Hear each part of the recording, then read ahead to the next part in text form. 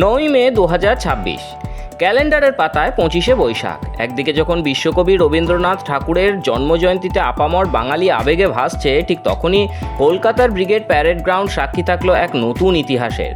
দীর্ঘ কয়েক দশকের রাজনৈতিক টানাপোড়েন আর এক কালো অন্ধকার যুগের অবসান ঘটিয়ে পশ্চিমবঙ্গের মুখ্যমন্ত্রী হিসেবে শপথ নিলেন শুভেন্দু অধিকারী। কিন্তু এই শপথ গ্রহণ কেবল একজন ব্যক্তির ক্ষমতা দখল নয়, বরং এ যেন বাঙালির ঘরে ফেরা, বাঙালির হাতে গড়া দলের হাতেই ফিরল বাংলার শাসনভার। কবিতার লাইন কিছুটা পরিবর্তন করে এবার তাই বলার সময় এসেছে, বাংলা আবার ভারত সভায় শ্রেষ্ঠ আসনও লবে। আজ থেকে ঠিক 75 বছর আগে 1951 সালের 21শে অক্টোবর দিল্লির এক কনভেনশনে এক বাঙালির হাত ধরে জন্ম নিয়েছিল ভারতীয় জনসংঘ। তিনি ডক্টর শ্যামাপ্রসাদ মুখোপাধ্যায়। যে দলের শিকড় গেঁথে দিয়েছিলেন এক বাঙালি প্রজ্ঞা, আজ 2026 সালে এসে সেই আদর্শের উত্তরসূরি ভারতীয় জনতা পার্টি বাংলার মাটিতে পূর্ণাঙ্গ সরকার গঠন করল। এ কি কম গর্বের? ব্রিগেড প্যারেড গ্রাউন্ডের মঞ্চে যখন শপথ বাক্য উচ্চারিত হচ্ছিল, তখন উপস্থিত ছিল গোটা ভারত সরকার।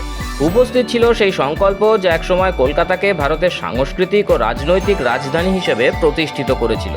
আজ যেন সেই হারানো গৌরব পুনরুদ্ধার হলো। কবিগুরুর জন্মদিনে জনগণ মনর সুরে আকাশ বাতাস মুখরিত হলো।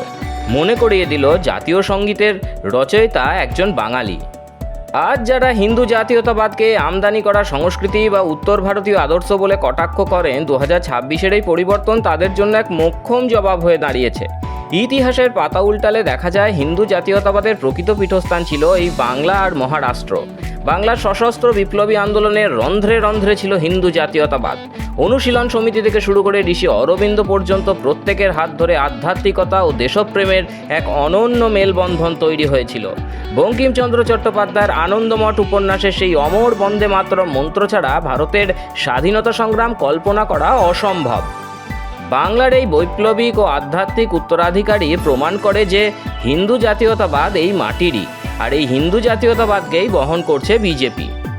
কংগ্রেসের তোষণনীতি, বামপন্থীদের দীর্ঘ অপশাসন এবং তৃণমূলের জমানায় পরিকল্পিতভাবে বাঙালির এই গৌরবোজ্জ্বল ইতিহাসকে মুছে ফেলার চেষ্টা করা হয়েছে। হিন্দু জাতীয়তাবাদকে সংকীর্ণতা হিসেবে দাগিয়ে দেওয়ার চেষ্টা হয়েছে। 2026 সালে ফের প্রমাণ হলো, হিন্দু জাতীয়তাবাদ কোনো সংকীর্ণতায় সীমাবদ্ধ নয়। এটা কেবল একটা বিশাল মহীরোহ, যার মূল প্রথিত এই বাংলার মাটিতেই। বিজেপির স্লোগানেও রয়েছে বাঙালিয়ানার সুস্পষ্ট ছাপ। ভারত মাতা কি জয় এই স্লোগান প্রথম তৈরি করেছিলেন কিরণময় বন্দ্যোপাধ্যায়। একইভাবে আজাদ হিন্দ ফৌজের সেই অমর সম্ভাষণ জয় হিন্দ দিয়েছিলেন বাঙালির প্রাণের নেতা নেতাজি সুভাষচন্দ্র বসু। বন্দে মাতরম লিখেছিলেন সাহিত্য সম্রাট বঙ্কিমচন্দ্র চট্টোপাধ্যায়। শুভেন্দু অধিকারীর শপথ গ্রহণ অনুষ্ঠান তাই অনেক বেশি তাৎপর্যপূর্ণ।